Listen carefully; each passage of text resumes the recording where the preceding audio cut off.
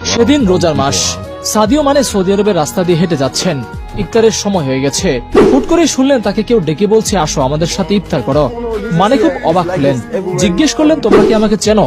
তারা বলল, চিনে কি হবে, ইফতারের সময় হয়েছে, তুমি একজন রোজাদার, আমরাও রোজাদার, আসো বসো আমাদের সাথে। মানে খানিক বিস্মিত হলেন, তবুও তিনি বসে গেলেন তাদের সাথে।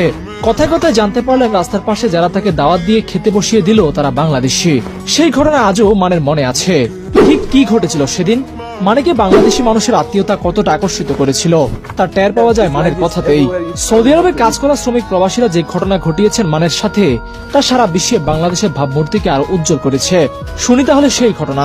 ফুটবল ফ্যানরা মানেকে চেনেন এক নজরেই, কিন্তু বাহিরের দেশে কাজ করতে যাওয়া শ্রমিকরা তাকে চিনতেন না, চেনার কথাও না। সারাদিন কাজ করে যখন এই মানুষগুলো একটু সময় পান, তখন তাদের আর সময় থাকে না টিভি বা মোবাইলে খেলা দেখা বা প্লেয়ার চিনে রাখা। তাদের দৌড় বড়জোর Brazil, Argentina, Messi, Ronaldo, Neymar পর্যন্তই।